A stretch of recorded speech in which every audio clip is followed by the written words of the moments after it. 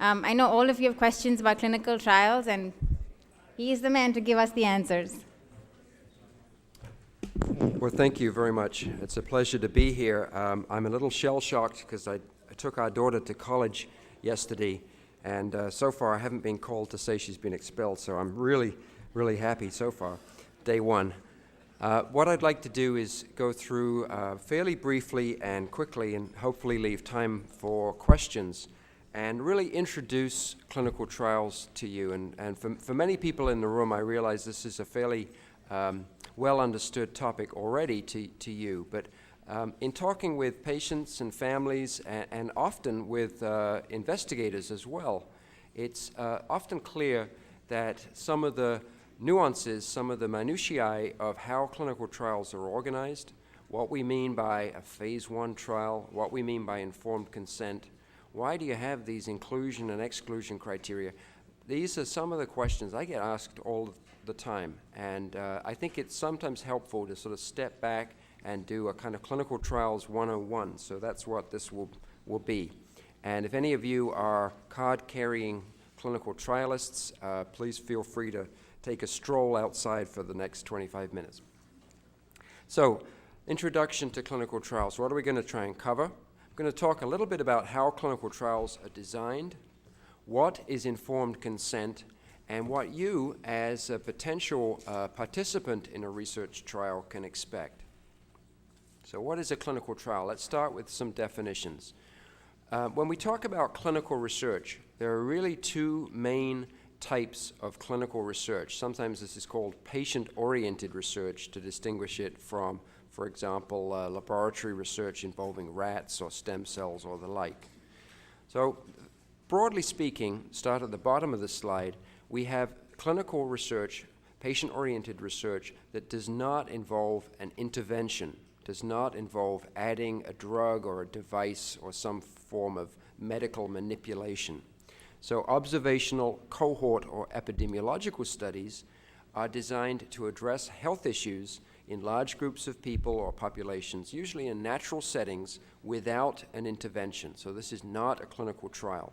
So sometimes, in the context of clinical research, you may be asked to participate in a cohort study or an epidemiological study, and that's what one of these clinical research settings is.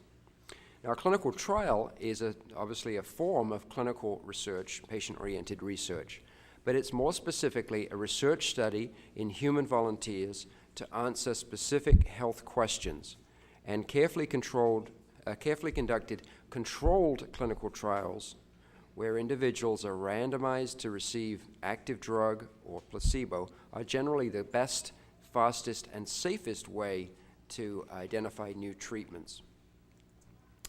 So let's talk a little bit about the history of clinical trials. This is not a new undertaking, and if you go back really to almost to prehistory, there have been clinical trials. This was perhaps not one that was conducted up to the standards of the Food and Drug Administration, but in 605 BC, King Nebuchadnezzar carried out one of the first clinical trials. This was before MRI, by the way, when he ordered that a strict diet of wine and meat, and I know some of you have enjoyed at least some of those at lunchtime, be followed for 3 years. Now, 4 of his kids convinced Dad to allow them to be exemptions from this diet, and they followed a bread and water diet for the required meal. And after only 10 days, the king noticed a difference between those who had switched to bread and water from the wine and meat. They appeared, to quote, more resplendent and well-nourished than those who were receiving wine and meat. So this was the first clinical trial. Obviously not a particularly well-controlled one, and I'm not even sure what the specific scientific questions were that the king was aiming to address. So we move on fairly quickly into 1600s, and to set the scene, obviously this was a time of rapid exploration. People were sailing off all over the globe, and one of the scourges for sailors at that time was a condition called scurvy, which is vitamin C deficiency, and we kind of take this for granted nowadays, but in those days this was a major limiting factor for the exploration of the globe. Scurvy, vitamin C deficiency, causes the teeth to fall out, hemorrhages or bleeding occurs around the gums, in other organs, and the hair becomes very fine and brittle. So it's a significant disease, and it affects function. And in around 1600s, seafarers setting out for the East Indies noticed that if they included oranges and lemons oranges that were sour and lemons in their diet improved, and they avoided scurvy. So James Lind, who was a naval surgeon in the British Navy, designed the first clinical trial, and this is a classical trial, and certainly one of the first and most widely known clinical trials. It was a trial with a parallel control group, and I'll explain what I mean by that, that receives an alternative treatment, and this is James Lind himself. And what Lind did on HMS Salisbury, which was a naval vessel, was to take 12 men who were ill with scurvy and divided them into 6 groups of 2 men each. They had a common diet for breakfast, lunch, and dinner, but each group received a different supplement. A group of 2 men got a quart of apple juice daily. Second group got 25 drops of elixir vitriol. I'm not really sure what this is, but it contains sulfuric acid and aromatics. It sounds pretty disgusting. The third group got 2 spoonfuls of vinegar. The fourth group got a concoction of herbs and spices. The fifth group, and this is the worst and unluckiest group, got half a pint of seawater daily. And then the last group got 2 oranges and 1 lemon daily. And he published a book called A Treatise on Scurvy. And basically what happened was that the 2 men who had scurvy, who ate the oranges and the lemon, recovered immediately. In fact, one was recovered so quickly that he was fit for duty in 6 days. The other was also substantially improved and was able to be a nurse for the other men in the study who did not improve on their diet. Just a quote from this treatise: "The consequence was that the most sudden and visible good effects were perceived from the use of oranges and lemons, one of those who had taken them being at the end of 6 days fit for duty." So this was the first controlled clinical trial where parallel groups of individuals received alternative treatments, and the most effective was determined through careful observation. So this is really the elements of a controlled clinical trial. Now, one thing that's missing from this clinical trial is that both Lind and the sailors, of course, knew which treatment they were given. This was not a double-blind study.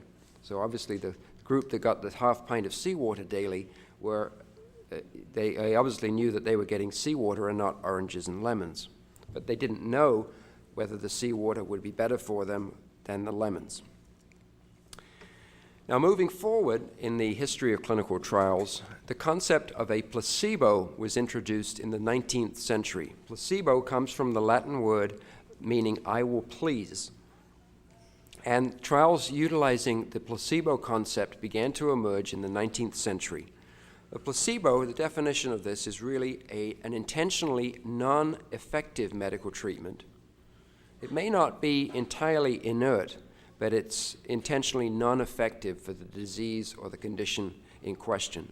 It's usually an inactive or an inert substance, either sugar or glucose. Those are frequently used as placebos. And it's prescribed to replace an active medication, and in the context of what we're discussing today, a clinical trial. Placebos are often given to control groups used in experimental research.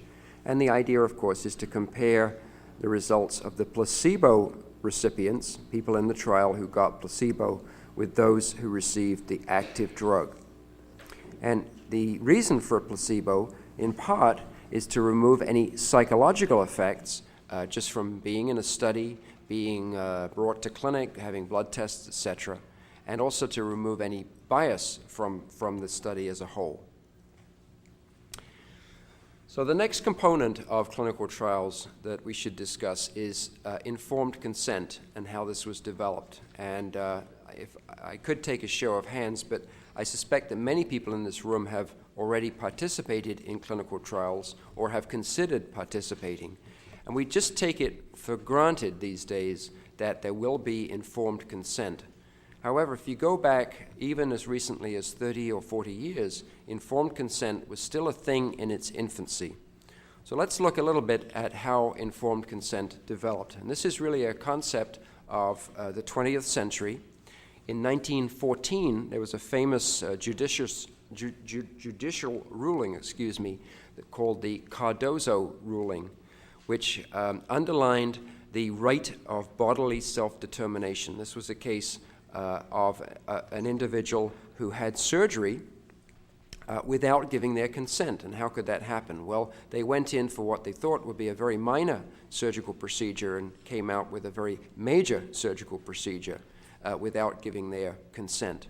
And the Cardozo ruling underlined this right of bodily self-determination that really is the linchpin or the scaffolding upon which all informed consent hangs. In World War II, obviously there were a number of medical atrocities that were linked to the concentration camps in Nazi Germany. And following World War II, the Nuremberg Code came into being. This is a document that contains 10 basic principles that safeguard the fundamental safety and dignity of individuals involved in research. This was extended and expanded by the Declaration of Helsinki in 1964. Now, despite the Nuremberg Code and despite increasing efforts to implement informed consent, there are a number of quite well-publicized, let's just call them breaches of informed consent process in the 1950s, the 1960s, and even the 1970s. Some of you may be familiar with experiments by United States physicians where hospital patients were purposefully injected without their consent with radioactive substances, with viruses, to study the effects of these agents on the body. This is quite recently in the news, and the repercussions from these kind of terrible experiments are still resounding. The Tuskegee experiment, again, some of you may be familiar. This occurred in Tuskegee, Alabama, where a large 40-year study of African-American men with syphilis was conducted. And for many of the men in this study, even after penicillin became available for the treatment of syphilis, the treatment was not offered to these men. And so essentially a natural experiment was done looking at the effects of untreated syphilis.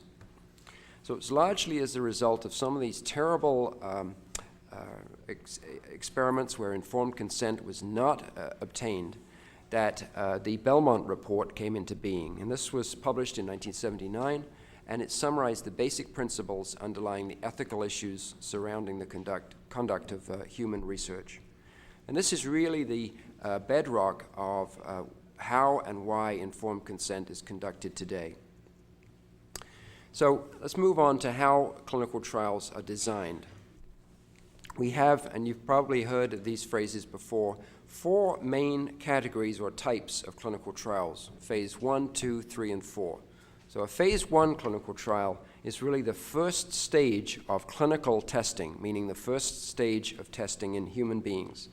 And during a phase 1 clinical trial, a relatively small number of subjects, volunteers, after informed consent, will be exposed to a medication or a treatment or some kind of biomedical product, whatever is being studied. And the principal aims of a phase 1 study are to establish safe dosage levels and to look at the tolerability of the medication. At this phase of clinical testing, we're interested, but we're not testing the efficacy or the effectiveness of the drug. This is simply a safety and tolerability trial. Now, in a phase 2 clinical trial, which usually follows a phase 1 clinical trial, both the safety and the effectiveness of the medication or treatment is studied. Generally, the studies are relatively short, less than 6 months, but they can vary in size from several dozen to several hundred subjects, so they're larger than a phase 1 study. And depending on the results of a phase 2 study, a phase 3 study may or may not be done. If the drug has intolerable side effects, a phase 3 study will probably not be done. If it is well tolerated and there is a hint of efficacy, then in general a drug company will move a drug into a phase 3 trial to test. A phase 3 trial has to be done before the Food and Drug Administration, which controls the licensing of new drugs, will accept the effectiveness of a new compound. And a phase 3 trial is to determine the long-term benefits from the particular medication under study. Generally, a phase 3 study is long, 1, 2, 3, 4, or even longer in terms of number of years, and involves several hundred to several thousand participants. Now, after a drug has been licensed, for example, let's just take beta interferon for multiple sclerosis. If somebody has an idea for using beta interferon for another indication, a phase 4 study may be done.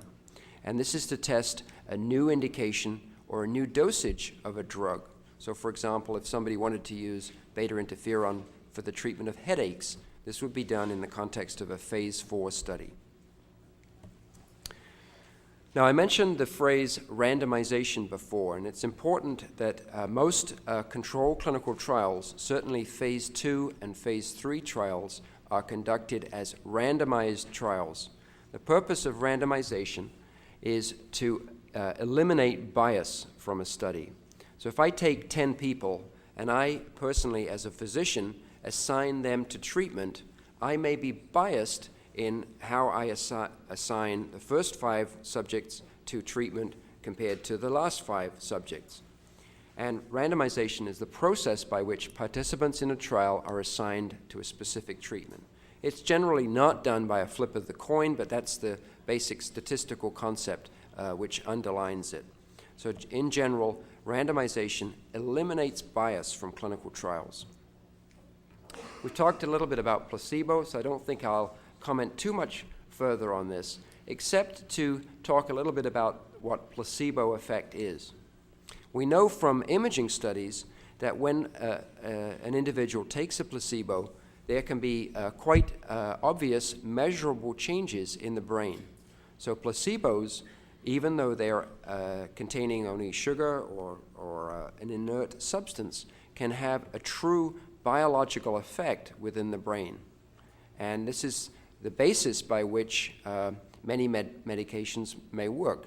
For example, pain medications may work in large part primarily, or maybe not primarily, but largely through their placebo effect. So this is how a clinical testing of a drug proceeds. This is a complicated slide, so let's break it down into boxes. The first box is what we call preclinical research. This is before the research is even put into patients. So this would be in animals, either small animals like rats, or larger animals, dogs, or sometimes primates, non-human primates are used. So during the phase of preclinical research, the drug or the compound is synthesized, purified, tested for stability, etc., and animal testing for toxicity is conducted to make sure there is no organ damage or blood damage from the drug. Then the drug company or the investigator will submit what is called an IND, an investigational new drug submission. This is submitted to the Food and Drug Administration, which controls all clinical trials in this country. In Europe, there's a similar agency that is a pan-European agency. So then we move into the phase of clinical studies, phase 1, usually followed by phase 2, and if the data looks good, by phase 3. This process from phase 1 through the end of phase 3 can take as long as 5, 6, or even 10 years. So this is why the development of a new drug often is quite prolonged, involves a huge time and financial commitment from the pharmaceutical companies and from investigators and, of course, participants in this process. It costs a huge amount of money to move a drug from here to the stage when it is reviewed as a new drug by the Food and Drug Administration. So once all of these studies have been done, The data is analyzed. A lengthy report is summarized and submitted in the form of actually a computer disk to the Food and Drug Administration for review. And this can take 6 to 12 months, depending on the drug and depending on the backlog of work at the FDA. And then there's a review decision, and the drug is either approved for a particular indication, so it becomes a licensed drug, or it's not approved, or a series of questions are sent back to the pharmaceutical company that need to be clarified for further review. So again, this process is lengthy, it can take up to a decade, sometimes more, and it's very expensive. The average drug to move from here to successful Food and Drug Administration licensed compound is anywhere from $600 million to $1 billion. It's a huge amount of money. So the mission of the Food and Drug Administration, they're responsible for protecting our health by assuring the safety, efficacy, and security of drugs, not only for humans, but for veterinary use, biological products, medical devices, etc. And as many of you know, sometimes as a governmental bureaucracy, the FDA works speedily, and sometimes it doesn't. So let's have a pop quiz on drug development. First question. I'm going to ask for a show of hands. On average, how many new drugs are approved in the United States each year? So let's ask for a show of hands. How many people think that more than 500 new drugs are approved every year? Nobody? How many think that more than 200? And how many think that more than 50? Okay, so not bad. The answer, in fact, may surprise, obviously will surprise some of you because you didn't vote this way. 41 drugs are approved approximately. And this has shown a steady increase, 3 in the 1940s, 10 per year in the 1950s, 17 per year in the 1970s, increasing to 28 in the 1980s. So it's about 1 a week. That's an easy way to remember it. How many drugs fail or have to be withdrawn from the market, let's just say in a 5-year interval?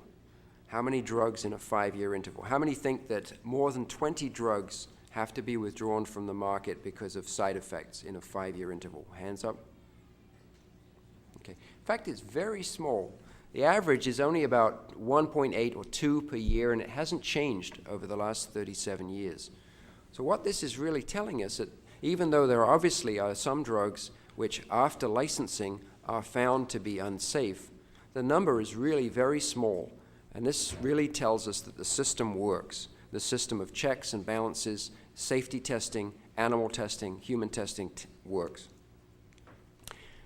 Next question. How many prescription drugs were on the market in the US as of 2002? Hands up if you think more than 2,000.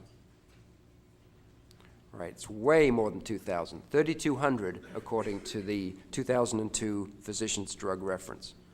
And how many herbal medicines were in the US market as of 2002? Who thinks more than 50 herbal medicines? You're right, about 600 according to the 2002 PDR. Now we have talked a lot, or we sometimes talk a lot about drug interactions.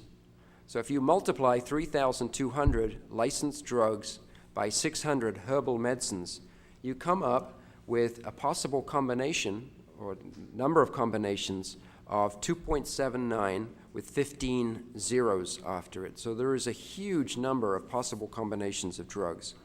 And obviously, it's impossible for most physicians to keep up with drug interactions and often even with the latest new drugs, given that one is introduced each week on average now. So a number of checks and balances are in place in most pharmacies to prevent drug interactions and help us prevent the kind of toxicities from combinations. So I'm not going to go through this in detail. This just really summarizes what I've said. Over 3,200 prescription drugs, over 600 herbal medicines, and a huge number of nutritional supplements. Now, I mentioned that approximately 1 drug per week was being introduced in the U.S., approved by the FDA up until about 2002. The red circle here shows us a trend that we perhaps should begin to pay attention to, because in the last few years, the number of new drugs has actually been dropping rather than falling. So it looks like the number of drugs in the developmental pipeline from phase 1 through to licensing is actually decreasing in the last 2 or 3 years. We don't know if this is from financial pressures on the pharmaceutical industry or simply that the ideas for new drugs are beginning to dry up. So to finish, what happens during a clinical trial? Let's just go through some of the procedure. The clinical trial process really depends on the type of trial being conducted, whether it's phase 1, 2, 3, or 4. There will be a trial team, including doctors, nurses, other healthcare professionals involved, and they'll check the health of the participant at the beginning of the trial and throughout the trial. Most clinical trials involve more time, more effort, more blood tests, more invasive procedures than you would normally receive during, if you will, the standard clinical care. And for all trials, a formal protocol in the form of a written document is written and adhered to during the study, and this is checked at many time points during the study by external audits and by the Food and Drug Administration. Some trials provide incentives in the form of either transportation, paying for, let's just say, cab fare or transportation, or direct payments. And some studies are followed by an open label phase after the trial has been completed, during which the active drug is provided for a period of time. This is what a flow sheet looks like for a standard clinical trial. We have a list of things which are done to the participants: vital signs, physical exam, neurological exam, neuropathy assessment, and these are the time points at which those procedures or tests are actually done. So you can see that each time point, it's very well circumscribed, it's very well laid out as to what happens during the trial. Now, the final point I want to touch on is who can participate in a clinical trial. And I've discovered as a clinical investigator that one of the most frustrating things for patients is wanting to participate in a trial and then being told, well, you don't meet eligibility criteria. It's frustrating both for the patient, obviously family, and it's also frustrating for the investigator. So why do we have inclusion and exclusion criteria? Well, all clinical trials have written guidelines about who can participate in the trial, and I'll tell you a little bit about how those work. The factors that allow somebody to participate in a clinical trial are inclusion criteria, and those which keep somebody out of the trial are called exclusion criteria. They're usually based on written factors, and many of these are common to most studies and trials, such as age, gender, type and stage of a disease, whether you've been on particular treatments before, as well as other medical conditions. We don't use inclusion and exclusion criteria on a personal basis, in the sense that we're not trying to keep any one individual person out by using these inclusion and exclusion criteria. Rather, these criteria are to keep people who are participating in the study safe. This is the primary aim of the inclusion and exclusion criteria. So, for example, age, whether or not you're pregnant or breastfeeding, these may be examples of inclusion and exclusion criteria. If you have active infections or are on other treatment trials, you may be excluded from participating in a study. If you have other drugs which you're using, prescription drugs, or if you have other medical conditions, for example, heart disease or diabetes, this may affect your safety in participating in the study and may prevent you from participating. We've talked about informed consent. Informed consent is administered by the study team protocol. Either a nurse, study coordinator, or the physician who's involved in running the trial will explain informed consent. Informed consent has to be approved and is monitored carefully at every institution that performs clinical research by an institutional review board, or an IRB. This is a committee of physicians, statisticians, researchers, sometimes community advocates, to ensure, first, that a trial is ethical, and second, that the rights of study participants are protected. Every clinical trial in the U.S. must be approved by an IRB before it begins, and every institution that conducts or supports biomedical research must have an IRB or contract with an IRB to provide this level of supervision and monitoring. So to conclude, what are the benefits and risks of participating in a clinical trial? The benefits: clinical trials that are well designed and well executed are really the best approach, in my opinion, for eligible participants to play an active role in their health care, to gain access to new research treatments before they're widely available through the FDA licensing process, to obtain expert medical care at leading healthcare facilities during a trial, and of course to help others by contributing to medical research. But there are, as in everything in life, there is a downside, and the risks to participating in a clinical trial. There can be direct risks, for example, safety effects or side effects from the drugs.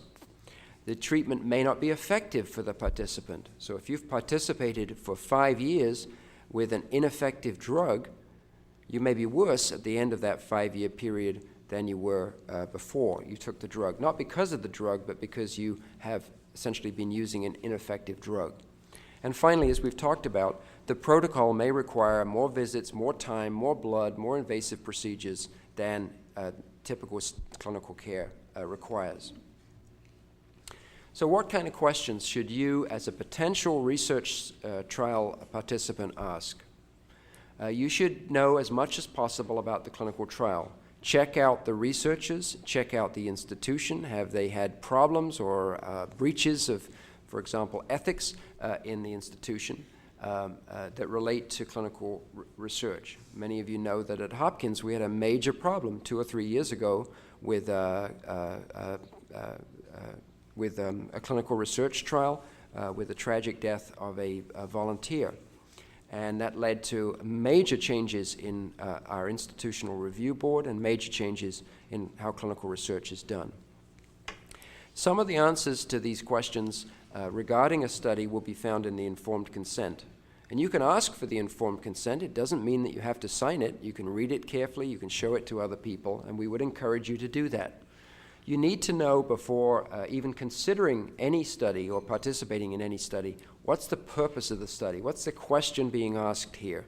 Is it a trial for a new drug, a new device, or is it an epidemiological study where I'm not actually going to be exposed to a drug?